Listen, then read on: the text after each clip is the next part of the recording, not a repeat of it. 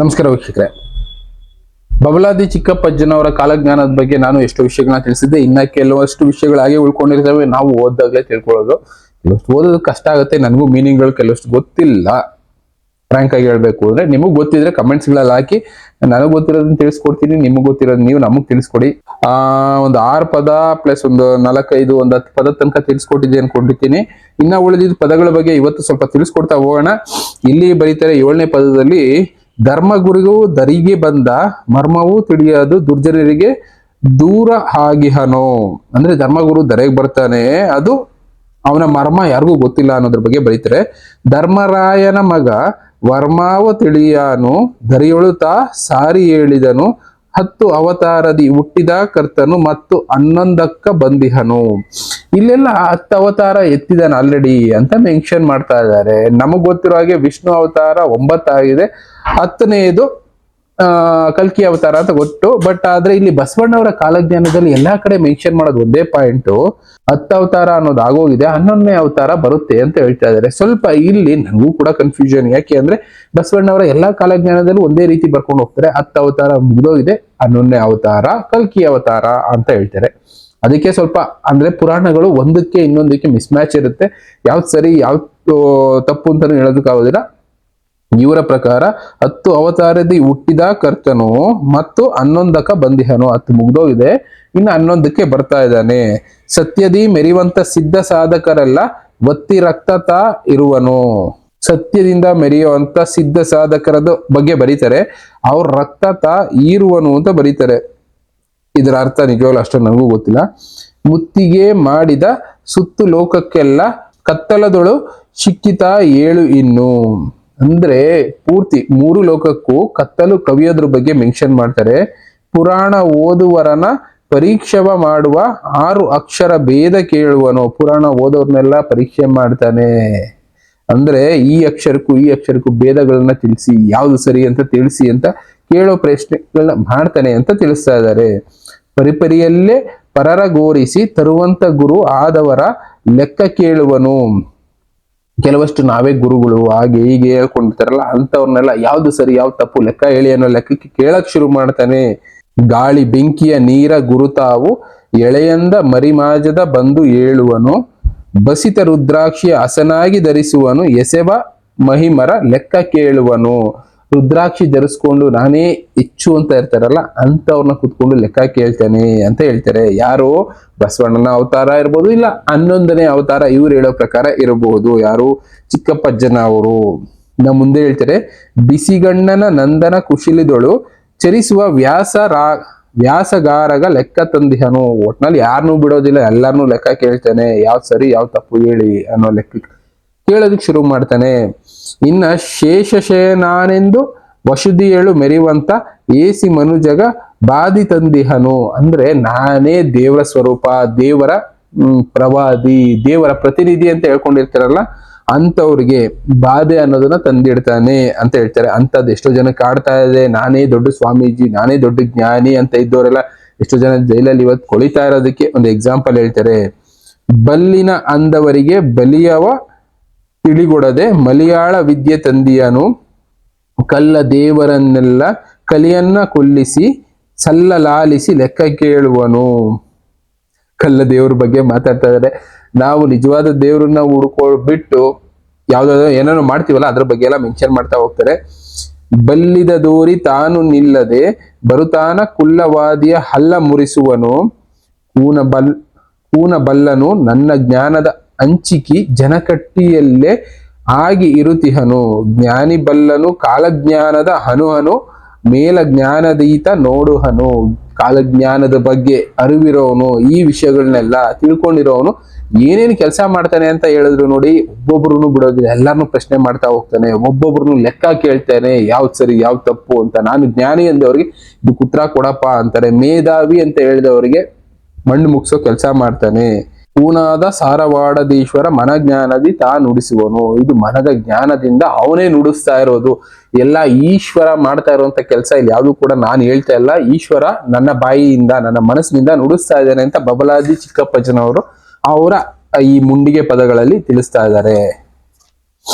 ಇನ್ನ ಮುಂದೆ ಬರೀತಾರೆ, ಲ್ಯಾಂಕ ಬಂದಾನ ಇಂದ ಡಫೆ ಒಡೆಯುವುದು ಬಿಂಕದಲೆ ಇರಬೇಡಿರಿ ಅಣ್ಣ, ಶಂಕರನ ಆಣೆ ಸಟಿಯಿಲ್ಲ ಈ ಮಾತು, ಕಿಂಕರತ್ವ ಆಗಿ ಇರಬೇಕು ಅಣ್ಣ. ನಾ ಹೆಚ್ಚು ನೀ ಹೆಚ್ಚು ನ್ಯಾಯ ಪ್ರಪಂಚವು ಕಿಂಚೀತ ಉಳಿಯದೇಳಣ್ಣ. ಅಂದ್ರೆ ಇಲ್ಲಿ ಒಂದು ಮಾತನ್ನ ಹೇಳ್ತಾರೆ, ನಾನೆಚ್ಚು, ನಾನು ಹೀಗೆ ಅಂತ ಹೇಳ್ಕೊಂಡು ಬದುಕ್ತಾ ಇರ್ತಾರಲ್ಲ, ಅಂತ ಪ್ರಪಂಚ ಮುಂದೆ ಉಳಿಯೋದಿಲ್ಲ ನೋಡ್ಕೊಳ್ಳಿ ಅಂತ ತಿಳಿಸ್ತಾರೆ. ವಂಚನೆ ಇಲ್ಲದ ಪಂಚಭೂತದ ಪಿಂಡಹಾಚರ ತಿಳಿಯಬೇಕಣ್ಣ. ಪಂಚಭೂತದ ಬಗ್ಗೆ ತಿಳ್ಕೊಳ್ಳಿ, ಅದನ್ನ ಉಳಿಸೋದಕ್ಕೆ ಅಂದ್ರೆ ಅದರಲ್ಲಿ ವಂಚನೆ ಅನ್ನೋದೇ ಇಲ್ಲ. ಪಂಚಭೂತಕ್ಕೆ ಯಾವುದೇ ರೀತಿ ಭೇದ ಭಾವ ಅನ್ನೋದಿಲ್ಲ, ಅದ್ರ ಜೊತೆ ಬದುಕೋದನ್ನ ಕಲ್ತ್ಕೊಳ್ಳಿ ಅಂತ ಹೇಳ್ತಾರೆ. ಕುಡಿಯೋ ನೀರ್ಗೆ ಯಾರಿಗೂ ಭೇದ ಭಾವ ಮಾಡಿಲ್ಲ. ಉಸಿರಾಡೋ ಗಾಳಿ ದೊಡ್ಡವ್ರಿಗೆ ಶ್ರೀಮಂತರಿಗೆ, ಈ ಜಾತಿಯವ್ರಿಗೆ ಆ ಜಾತಿಯವ್ರಿಗೆ ಅಂತ ಭೇದ ಭಾವ ಮಾಡತ್ತ ಇಲ್ಲ. ಬೆಳಕಾಗ್ಬೋದು, ನಾವಿರುವಂತ ಭೂಮಿ ಭೇದ ಭಾವ ಮಾಡಲ್ಲ. ಅಂತದ್ರ ಬಗ್ಗೆ ಇವ್ರು ಬರೀತಾರೆ. ನಾವು ಭೇದ ಭಾವ ಮಾಡ್ಕೊಂಡು ನಾವೆಚ್ಚು ನೀನ್ ಹೆಚ್ಚು ಅಂತ ಬದುಕ್ತಾ ಇರ್ತೀವಲ್ಲ, ಅಂತದ್ದು ಮುಂದೆ ಇರೋದಿಲ್ಲ ಅಂತಾನೆ ತಿಳಿಸ್ತಾರೆ.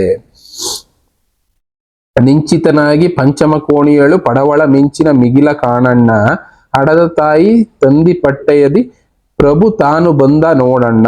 ಮಡದಿ ಮಕ್ಕಳ ಹೊಡ ಹುಟ್ಟಿದವರ ಗಟ್ಟಿ ಪಟ್ಟಕ್ಕೆ ಒಂದುವರಣ್ಣ, ಗುರುವಿನ ಪಾದ ಬಿಡಬೇಡ ಇಡಿ, ಇನ್ನು ದೃಢವಿರಲಿ ಮುಕ್ತಿ ಇದು ದೂರ ಇಲ್ಲ ಹೇಳಣ್ಣ. ನಿನಗೆ ಮುಕ್ತಿ ಬೇಕು ಅನ್ನೋರು, ಮೋಕ್ಷ ಬೇಕು ಅನ್ನೋರು ಸರಿಯಾದ ಗುರುವಿನ ಪಾದ ಹಿಡ್ಕೊಳ್ಳಿ. ಇಷ್ಟು ಜನ ಹೀಗೆ ಹಾಗೆ ಅಂತ ಹೇಳ್ಕೊಂಡು ಬದುಕ್ತಾ ಇರ್ತಾರೆ. ಅಂತವ್ರ ಪಾದ ಹಿಡ್ಕೊಂಡು ಎಲ್ಲೆಲ್ಲೋ ಹೋಗಿ ಹಾಳಾಗ್ಬೇಡಿ, ಸರಿಯಾದ ಗುರುವಿನ ಪಾದ ಹಿಡ್ಕೊಳ್ಳಿ ಅಂತ ತಿಳಿಸ್ತಾರೆ. ಪಡವಿ ಒಳಗ ದೊಡ್ಡ ಒಡಿಯಾನು ಬರ್ತಾನು, ಇನ್ನ ಏನ ಹೇಳಲಿ ಅಣ್ಣ, ತುಡುಮ ತುಂಬಟ ಗಾಡಿ ಬಿಡದ ಇನ್ನ ಸಲಹುವನು, ಭಕ್ತಿಯ ಪರಿಯ ಇನ್ನ ಕಾಣಣ್ಣ. ಭಕ್ತಿಯ ಬಗ್ಗೆ ದಾರಿ ತಿಳಿಸ್ತಾ ಹೋಗ್ತಾನೆ, ಜಾಗೃತಿ ಅನ್ನೋದನ್ನ ಮೂಡಿಸ್ತಾ ಹೋಗ್ತಾನೆ. ಗುಡಿಯ ಗುಮ್ಮಟ ಗೋರಿ ಬಿಡದ ಇನ್ನ ಕೆಡಿಶಾನಣ್ಣ. ಗುಡಿ ಗುಮ್ಮಟ ಗೋರಿ ಇವನ್ನೆಲ್ಲ ಬಿಡದೆ ಕೆಡಿಶಾನಣ್ಣ, ಕಡಕಡನೆ ಕೋಟಿ ಸಿಡಲ ಎರಗಿದಂತಣ್ಣ. ಅಂದ್ರೆ ಒಂದೇ ಸಲ ಕೊನೆಗೆ ಕೋಟಿ ಸಿಡಿಲು ಬಿಡದಾಗೆ ಆಗತ್ತೆ ಜನರಿಗೆ. ಚೆನ್ನಣ್ಣ ಬರುವಾಗ ದಂಡಗ ಆದೀತು ಜಗ ಮುಂದಿನ ಪರಿಯ ಕಾಣಣ್ಣ, ಇನ್ನೇನು ಹೇಳಿಲಿ ಚೆನ್ನಿಂಗರಾಯರು ತನ್ನಂತೆ ಮಾಡುವರಣ್ಣ. ಪನ್ನಗ ದರ ಕುರುಹ ಅನ್ನಿರೋ ತಿಳಿದಾವ ಕಲ್ಯಾಣ ಒಳವ ಕೇರಿಯ, ನೀರ ಕಳಿ ಇಲ್ಲ ಲೋಕಕ ಪ್ರಳಯ ಅನ್ನೀರು. ಮುಂದೆ ಪ್ರಳಯ ಬರೋದ್ರ ಬಗ್ಗೆ ಯಾವ ರೀತಿ ಬರುತ್ತೆ ಇದೆಲ್ಲ ಕೂಡ ಪ್ರಳಯದ ಒಂದು ಅಂಶನೇ. ಯಾರ್ಯಾರಿಗೆ ಅಂತ್ಯ ಯಾವ ರೀತಿ ಕಾಣಿಸ್ತಾನೆ ಅಂತ ತಿಳಿಸ್ತಾ ಹೋಗ್ತಾರೆ. ಅಳಿಯ ಬಿಜ್ಜಳ ವೀರ ಬಸವಂತನು ಲೆಕ್ಕ 787 ನಿಜ ಅನ್ನೀರು. ಇಲ್ಲಿ ಮತ್ತೆ ಅದನ್ನೇ ಮೆನ್ಷನ್ ಮಾಡ್ತಾರೆ. ಅಳಿಯ ಬಿಜ್ಜಳ ವೀರ ಬಸವಂತ ಅಂದ್ರೆ ಇಲ್ಲಿ ವೀರ ವಸಂತರಾಯರು ಪ್ಲಸ್ ಬಸವಣ್ಣವರು ಇಬ್ರು ಆ ಟೈಮ್ಗೆ ಬರ್ತಾರೆ ಅನ್ನೋದನ್ನ ಒಂದು ಮೆನ್ಷನ್ ಮಾಡ್ತಾರೆ. ಅದು ಲೆಕ್ಕ 787 ನಿಜ ಅನ್ನೀರು, 787 ವರ್ಷ ಆದ ಮೇಲೆ ಅಂತಾನೆ ಮೆನ್ಷನ್ ಮಾಡ್ತಾರೆ. ಉಳಿವಿಗೆ ಹೋದವರು ತಿಳುಹಾವ ದಿನಮಾನ ಉಳ್ಳವ ಇಲ್ಲಿ ನಿಮಗ ಇನ್ನ ತಿಳ್ಕೊಳ್ಳಿರೋ. ಅಂದ್ರೆ ಉಳಿವಿಗೆ ಓದು ಬಂದವ್ರಿಗೆ ರಿಯಾಲಿಟಿ ಏನು ಅನ್ನೋದು ತಿಳಿಯುತ್ತೆ, ಅಲ್ಲಿ ಹೋಗಿ ವಿಷಯಗಳನ್ನ ತಿಳ್ಕೊಳ್ಳಿ ಅಂತ ಹೇಳ್ತಾರೆ. ಬಸವರಾಜ ಮರ್ತಕ್ಕೆ ತಾ ಬಂದು ತುರ್ತು ನರಕಾಂತಿ ತೋರಿಯಾನು ಅನ್ನಿರೋ. ಭೂಮಿಗೆ ಬಸವಣ್ಣ ಬಂದು ಅರ್ಜೆಂಟ್ ಆಗಿ ಕೆಲವೊಬ್ಬರಿಗೆ ನರಕಾನ ತೋರಿಸ್ತಾನೆ.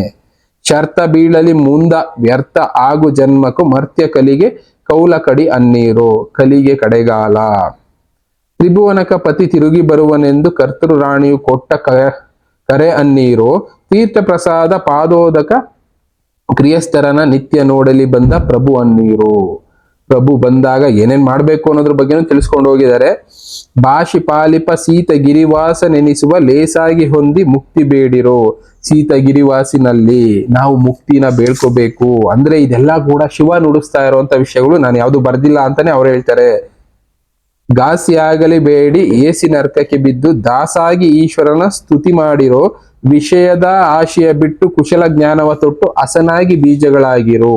ದೇಶಕ್ಕ ಅಧಿಕ ಸಾರವಾಡ ಈಶ್ವರ ತರುಳನ ಹುಸಿ ಅಲ್ಲ ವಾಕ್ಯವು ಲಾಲಿಸಿ ಕೇಳಿರೋ. ಇದ್ಯಾವುದು ಕೂಡ ಸುಳ್ಳಲ್ಲ, ಈಶ್ವರನ ಸ್ತುತಿ ಮಾಡಿ ಅಂತಾನೆ ತಿಳಿಸ್ತಾರೆ. ಈಶ್ವರನ ಸ್ತುತಿ ಮಾಡಿದ್ರೆ ನಿಮಗೆ ಎಲ್ಲಾ ಸಿಗುತ್ತೆ ಪ್ರಪಂಚದಲ್ಲಿ. ಯಾವ್ದಾವ್ದಕ್ಕೋ ಬಲೆಗೆ ಬಿದ್ದು ಹಾಳಾಗ್ಬೇಡಿ, ಕರ್ಮನ ಓದ್ಕೋಬೇಡಿ ಅಂತಾನೆ ತಿಳಿಸ್ತಾರೆ. ಯಾರು? ಬಬಲಾದಿ ಚಿಕ್ಕಪ್ಪಜ್ಜನವರು ಅವರ ಕಾಲಜ್ಞಾನದ ಮುಂಡಿಗೆ ಪದಗಳಲ್ಲಿ. ಇದ್ರಲ್ಲಿ ಒಂದು ಮಾತನ್ನ ಹೇಳ್ತಾರೆ. ಕೆಲವೊಬ್ರು ಈಶ್ವರನ್ ಪೂಜೆ ಮಾಡಿ ಅಂತಾರೆ, ಕೆಲವೊಬ್ರು ಕೃಷ್ಣನ್ ಪೂಜೆ ಮಾಡಿ ಅಂತಾರೆ, ಕೆಲವೊಬ್ರು ನಾರಾಯಣ ಪೂಜೆ ಮಾಡಿ, ಎಲ್ಲಾ ಒಂದೇ ಅಂತಾನೆ ಹೇಳೋದು. ಎಕ್ಸಾಂಪಲ್, ಶಿವನ ಆರಾಧನೆ ಮಾಡೋರು ಶಿವನು ಧ್ಯಾನ ಮಾಡ್ತಾನೆ. ಧ್ಯಾನ ಮಾಡುವಾಗ ಯಾರ ನಾಮ ಪಠಿಸ್ತಾನೆ ಅಂದಾಗ ಶಿವ ಬಂದು ಓಂ ನಮೋ ನಾರಾಯಣಾಯ ಪಠಿಸ್ತಾನೆ ಅಂತ ಒಬ್ರು ಹೇಳ್ತಾರೆ. ಅದೇ ನಾರಾಯಣ ಧ್ಯಾನ ಮಾಡುವಾಗ ಓಂ ನಮ ಶಿವಾಯ ಬಳಸ್ತಾನೆ ಅಂತ ಹೇಳ್ತಾರೆ. ಅದನ್ನೇ ಹೇಳಿದ್ದು. ಒಂದೊಂದು ಮಂತ್ರದಲ್ಲಿ ಬೀಜಾಕ್ಷರಿ ಮಂತ್ರಗಳಲ್ಲಿ ಒಂದೊಂದು ಶಕ್ತಿ ಇರುತ್ತೆ. ಇವರು ಅವ್ರದನ್ನ ಬಳಸ್ತಾರೆ, ಅವ್ರು ಇವ್ರದನ್ನ ಬಳಸ್ತಾರೆ. ಆದ್ರೆ ಅಲ್ಲಿ ನಿರ್ಧಾರ ಒಂದೇ ಆಗಿರುತ್ತೆ. ಒಂದ್ ಮಾತನ್ನ ಹೇಳ್ತಾರೆ, ಸಮಸ್ತ ಲೋಕಾಣಿ ಸರ್ವನ ಏನೋ ಒಂದು ಮಾತನ್ನ ಹೇಳ್ತಾರೆ. ಅದರಲ್ಲಿರೋ ಪ್ರಕಾರ ಸಮಸ್ತ ಲೋಕಕ್ಕೆ ಒಳ್ಳೇದನ್ನ ಬಯಸುವಂತವ್ರು ಯಾವುದೋ ಒಂದು ರೂಪದಲ್ಲಿ ಒಳ್ಳೇದನ್ನ ಮಾಡ್ತಾರೆ. ಇಲ್ಲಿ ಬಸವಣ್ಣವರು ಈಶ್ವರನ ಅಂಶ ಒತ್ತು ಬಂದ್ರೆ, ಇನ್ನ ನಾರಾಯಣನ ಅಂಶ ವಿಷ್ಣುವಿನ ಅಂಶ ಒತ್ತು ವೀರ ವಸಂತರಾಯರು ಬರ್ತಾರೆ. ಅಂದ್ರೆ ಇಬ್ರು ಕೂಡ ನಮ್ಗೆ ಮಾರ್ಗದರ್ಶಕರಾಗಿ ಇರ್ತಾರೆ ಅನ್ನೋದು ಟೋಟಲ್ ಆಗಿ ಇವ್ರ ಕಾಲಜ್ಞಾನಗಳಲ್ಲಿ ಇಷ್ಟು ವರ್ಷದಲ್ಲಿ ನಮಗೆ ತಿಳಿಸ್ಕೊಂಡು ಹೋಗಿರುವಂತದ್ದು. ಅರ್ಥ ಮಾಡ್ಕೋಬೇಕಷ್ಟೇ. ನಾವು ಹೆಚ್ಚು ಕಡಿಮೆ ಅಂತ ಹೊಡೆದಾಡ್ತಾ ಇರ್ತೀವಿ. ಯಾರು ಶಾಶ್ವತ ಅಲ್ಲ. ಭೂಮಿ ಮೇಲೆ ಎಲ್ಲ ಅಂತ್ಯ ಮಾಡೋದಿಕ್ಕೆ ಬರ್ತಿದೀವಿ, ಎಲ್ಲರನ್ನು ಲೆಕ್ಕ ಕೇಳ್ತೀವಿ ಅಂತ ಇವ್ರು ಹೇಳ್ತಾ ಇರೋದು. ಅಂದ್ರೆ ಅರ್ಥ ಮಾಡ್ಕೊಳ್ಳಿ. ಇನ್ನೇನ್ ಸ್ವಲ್ಪ ದಿನದಿಂದ ಶುರು ಆಗ್ಬೋದು ಅದೆಲ್ಲ. ಇನ್ನ ಬೇರೆ ಬೇರೆ ವಿಷಯಗಳು ಇದಾವೆ. ಇನ್ನ 10 ಪದಗಳು ಮಾತ್ರ ಆಗಿದೆ. ಇನ್ನ ಉಳಿದಿರೋ ಪದಗಳನ್ನ ತಿಳಿಸ್ಕೊಡ್ತಾ ಹೋಗ್ತೀನಿ. Thank you. ಮತ್ತೆ ಸಿಗ್ತೀನಿ. Good by.